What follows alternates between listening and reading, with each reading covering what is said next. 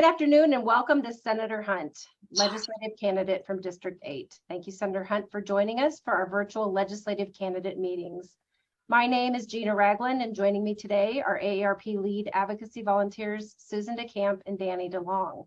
It's also my privilege to have with us today AARP Nebraska's state president, David Holmquist. Emily Wick is also joining us from our office to assist with some of the technical details for the program. As a reminder, this meeting is being recorded and will be shared with AARP members across your district prior to the election. Senator Hunt, we appreciate your taking the next 30 minutes of your time to meet and discuss issues of importance to the 50-plus voter and their families in your district and across Nebraska. As a little bit of background, AARP is the nation's largest nonprofit, nonpartisan organization dedicated to empowering and strengthening people 50 and older to choose how they live as they age. As people live longer, healthier lives, we know we need to think differently about what it means to age.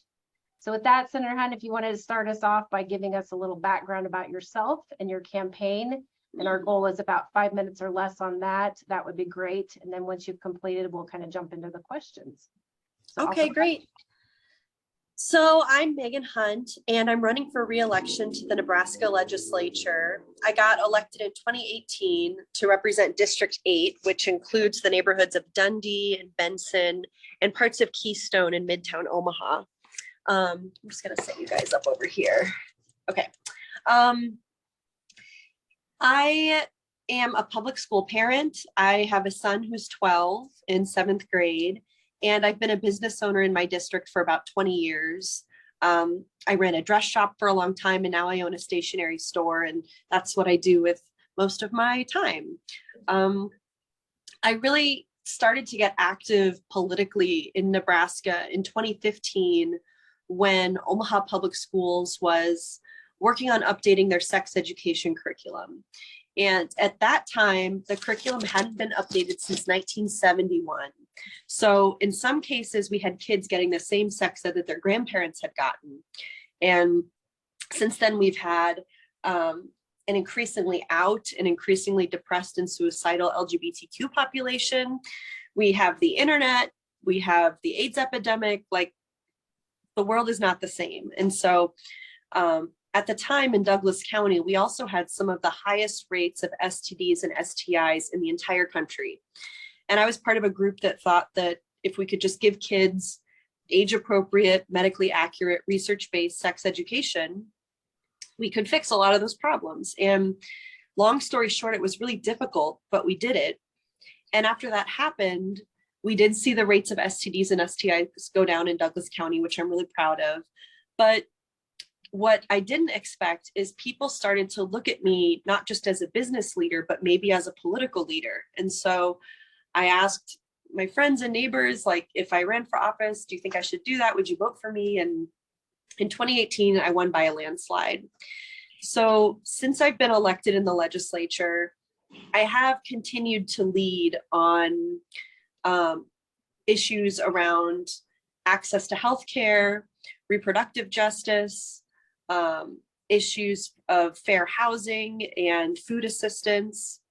I serve on the Business and Labor Committee, the Government, Military, and Veterans Affairs Committee, and Urban Affairs, where I'm the vice chair.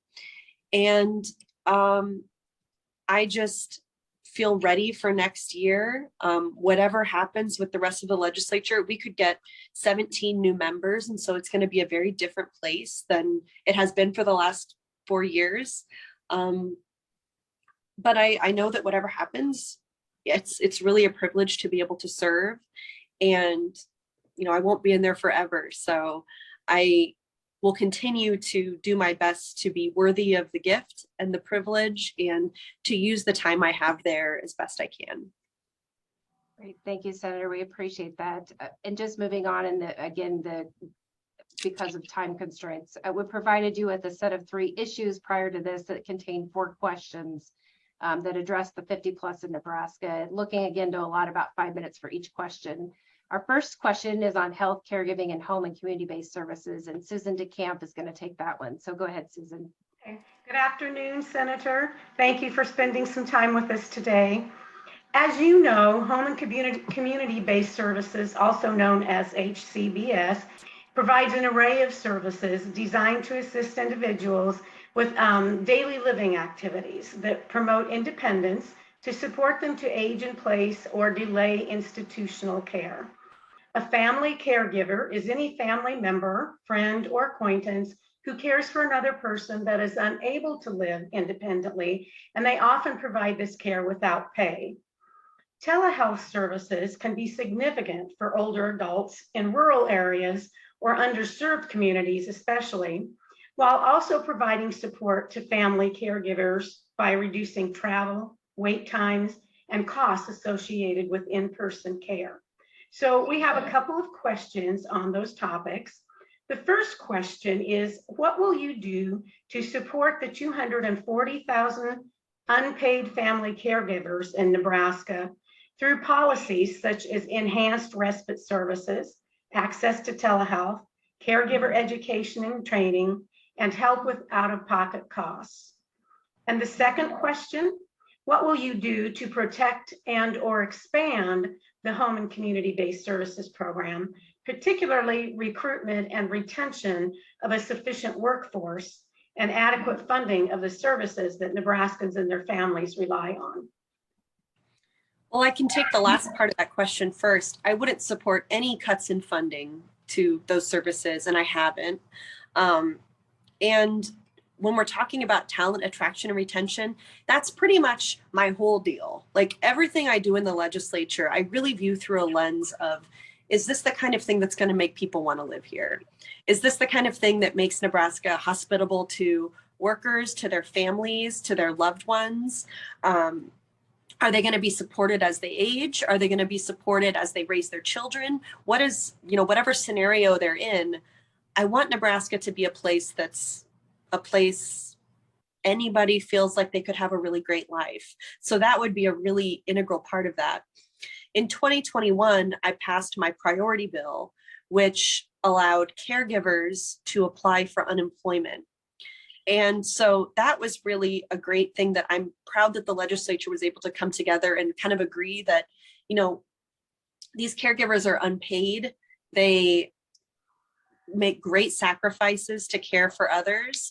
And especially after what happened with the pandemic, we need to make sure that they have access to some safety net while they're looking for more work. So the bill that we passed made it so if somebody has to leave work to care for a loved one or a family member, that they can apply for unemployment and be eligible for that. And that's the first time we've had that in Nebraska.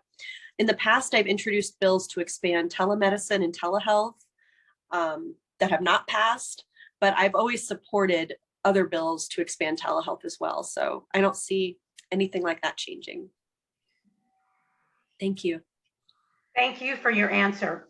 And thank you, Senator. And just to publicly thank you also for the passage of LB 360, the unemployment for 3 years. That was very helpful, and we do appreciate your advocacy on that issue. So thank you. I can't believe we did it. I was so proud. Yes, it was definitely a win for us. It was. I mean, I don't like to say silver linings, like the pandemic sucked, like there's nothing good about it, but I do think it shook some people awake in terms of, we really do need to have a safety net for the people who make the biggest sacrifices for us. And finally, we were able to get enough senators together to just at least agree on that. So I was proud of that. Great leadership and great work. And so thank you on that. Our second question now goes more into facility life for people who are not able to age in place at home. Dave Holmquist is going to address nursing facility quality. So go ahead, Dave. Yeah. Hey, Megan. Good to see you. This is about nursing facility quality. So over 20,000 Nebraskans require care in nursing facilities or in assisted living communities. Facilities have closed their doors, citing reimbursement challenges and staffing shortages. Nebraska will need an additional 4,700 more nursing assistants, LPNs, and RNs by 2028 just to meet Nebraska's care needs. Everyone, regardless of where they reside, deserves to be treated with dignity and respect and have access to quality medical care. Better staff to resident ratios improve overall quality of care and well-being of residents. Workforce recruitment, retention, and job satisfaction challenges are prevalent across the long-term services and support industry. and causes of workforce challenges must be identified and implemented to respond to the growing need of high quality care. So the question is, what will you do to improve the quality of nursing facility care for Nebraska residents, including addressing the growing long-term care workforce crisis in the state, professional education and training, and accountable facility reimbursement? That's a great question. This is one of those things where it's like, I don't have the answer for this. And I've worked with groups of people in the past who have really bright ideas about this stuff. I've supported bills that were supported by the AARP around this issue. And I've also supported the ability of workers to get some kind of reimbursement for education, stuff like that. If there's any kind of incentives we can give them to stay in Nebraska after they get their education, that's something I'm always very strongly supporting. And I also supported a bill to increase the minimum wage for those workers. So, you know, there's some like progressive solutions that we are probably not going to have as much luck with in this legislature that I've supported and introduced in terms of like workforce retention around caregiving, you know, professionals, whether that's in hospitals or in long-term care facilities or whatever. And so this is one of those things where in order for us to have success in making any policy change, it has to be like a bipartisan solution that we come to agreement on. So I wouldn't be walking in saying, here's the solution, here's how we have to fix it. I want to know what the AARP would recommend. I want to know what the people on the relevant committees that deal with these issues, which I'm not, think from their experience and from the testimony that they've heard. And then just weigh the options and be bold and direct about the way I think we should go, and hopefully make some progress in that area that everybody can be happy with. Good. Thank you. Thank you. Thank you, Senator Hunt. Our last question and final discussion point for the day, it will come from Danny DeLong, and it's addressing, and I think you'll probably really like this one because of your where you sit on urban affairs, livable communities, helping people stay in their homes. Yes. Danny, I will throw this one back to you. Thanks, Gina. And good to meet you, Senator Hunt. Even though it's just by Zoom, it's great. I appreciate the opportunity to share ideas with you. And by the way, I am a veteran. I'm a Vietnam veteran. I served in country in Vietnam. I was drafted 10 days after I graduated from college and in 1969. And so I appreciate the work that you've done on the Veterans Committee. Thank you for that. So AARP has consistently polled people who are 50 years of age and older and asked them what their top priority was. And 75% of them say that they want to age in place. Not surprising. And what they mean is they want to live in their home as long as they can. They want to live in their home community where their family and friends are located as long as they can. They want to delay, in effect, entry to a nursing home as long as they can. And so when you were talking about your idea of having communities in Nebraska where anyone would want to live, I think that's really compatible with our idea about what livable communities should provide to their citizens. And you know, number one, people want to live in a community that's safe and secure. Two, they want to live in a community where they can afford the housing and they have transportation options that allow them to travel where they need to, when they need to, by multiple means. And three, they want to live in a community where they have access to great health care and now high-speed internet, because that is, in a sense, a kind of a foundational technology now for what's going to be going on here in the next 20 years. And as a part of the high-speed internet, they need to have digital literacy. They need to be able to understand how to use that technology. So we know that transportation is critical to older persons who are not going to be driving much longer, who are not able to get in and drive to towns for medical service that are 60 miles away. So transportation for those folks is important. High-speed and healthcare services are important, I should say, too.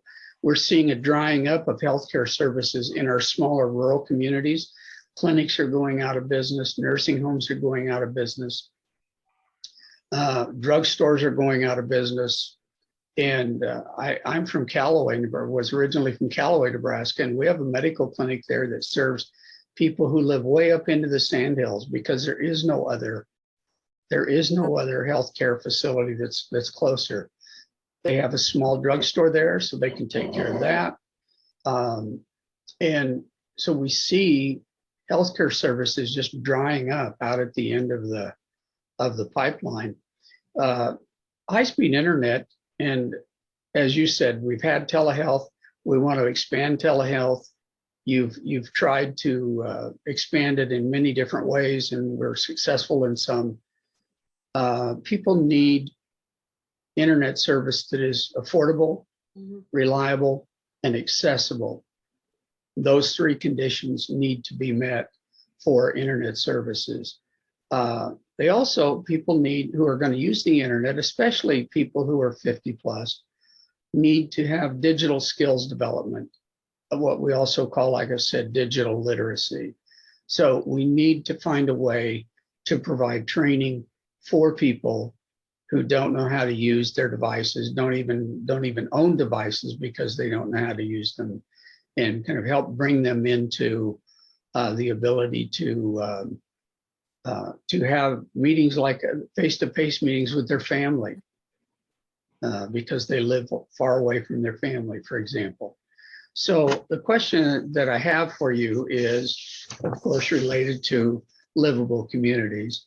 And what will you do to ensure that all Nebraskans, mainly those 50 plus, our interest, have access to livable communities which offer affordable housing, diverse transportation, adequate health care, and affordable, reliable, and accessible high-speed internet, including digital literacy? Thank you. Like you mentioned, on the Urban Affairs Committee, we've looked a lot at zoning. And one thing that I feel like state government can do. So first of all, I'll say there's a lot of solutions that don't live in the legislature that are not necessarily for state government to do. So putting a pin in that, I'll say in the legislature, something we've done is looking at our zoning laws to make sure that it's not going to be just single family homes that are getting built, particularly in these smaller towns where as people age and get older, but also as people newly move to communities, they don't have a lot of strong relationships like we used to see with their neighbors. And we know that just some changes to zoning laws, changing the types of housing people are allowed to have and able to live in, things that are more affordable, things that are more accessible in terms of accessibility needs that people have, that will actually help a lot because it'll stop creating an incentive for only single family homes to be built with what's the acronym that like the smaller house that like someone else can live in on the property? ADU, accessory dwelling unit. Yes, ADU, exactly. Like to make sure that those can be built and stuff like that. This is kind of an old-fashioned answer, but I hope like this audience is open to an old-fashioned answer. But I think we need to invest in our libraries. We need to stop privatizing our libraries. In Omaha, we're seeing this start to be a conversation, but these libraries are such important resources for our small towns too. And I'm from a small town as well. That's very different from when I was growing up there. And I'm 36, but like, even from when I was a kid, it's changed completely. And the library is not so good. And I know that this is happening all over the place. And I met a guy a couple weeks ago in Omaha who runs a nonprofit that helps seniors with digital literacy. And I had never heard of this before. I can't remember the name of the nonprofit, but I was talking to him about it. And I love the work he's doing. But what it made me think about is that a lot of these services are what would traditionally be provided by a library. Mhm. And it's not that we're privatizing that service, it's that government has failed to support these important public institutions. And now these nonprofits that are, privately funded with philanthropy dollars have to come in and pick up the ball and keep people from slipping through the cracks where the government has kind of failed us.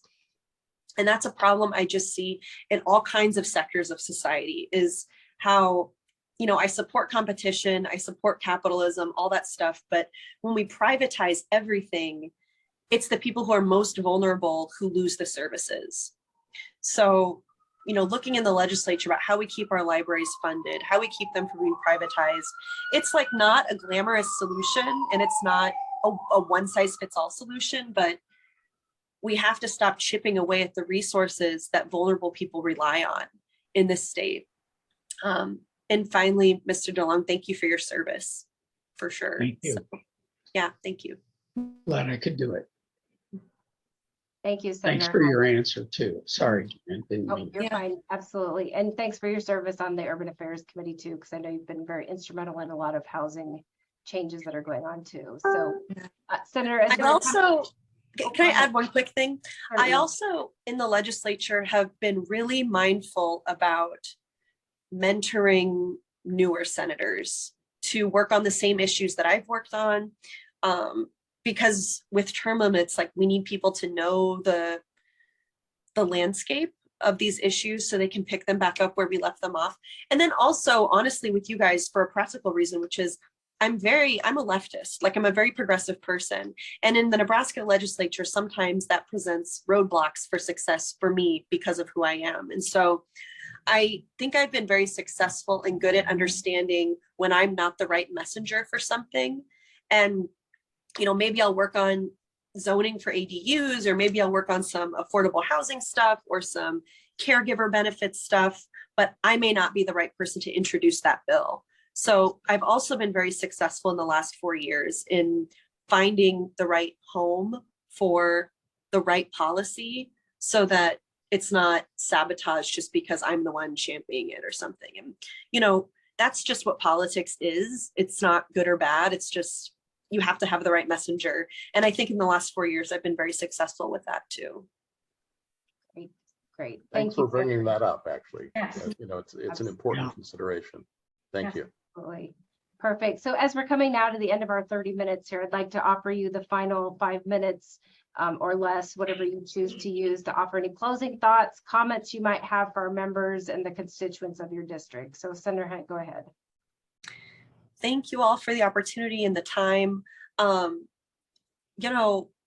don't have anything profound to say. I'm just a regular person. I'm a mom. I have aging parents and grandparents that I care for. I am friends with my neighbors, and I run a shop in my neighborhood. And I feel like I live my life the way I want to. And it's so lucky that I get to do that. Like, it's so lucky and cool that I can walk to my child's school and drop him off at school, and then walk to my work and work all day in my shop and earn a wage that supports my family as a single parent. And that my parents and my family members live close so I can go visit them and they can help me with my son. And this is just the same thing I want for every Nebraskan. It's choice, it's freedom, it's autonomy, it's the right and the ability and the access to decide how you want your life to look and to actually be able to make that real. And it doesn't have to be fancy. It doesn't have to be, lavish. It can be humble, but making sure that people have the autonomy to make these choices as long as they can in life, as often as they can in life, that really drives my philosophy politically for pretty much everything I do in the legislature. So I know I won't be in the legislature forever. If I get reelected, I'll only have 4 more years and then I'll be done. So really in the pie chart of my life, this is a very small slice of time for me, this 8 years. And I hope that when it's over, all of you and all the people in Nebraska are able to look back and say that they agree that I did my best, because that's all I can offer. So thank you very much for the time today. Okay, thank you, Senator Thank Hunt. you, Senator. Thank you for Thank taking you the all. time to visit with us. We wish you the best with your campaign. And again, thank you most importantly for meeting with AARP. Take care. Absolutely. Have a great day, guys. Thank you. Thank you. Take care. See you soon. Yeah.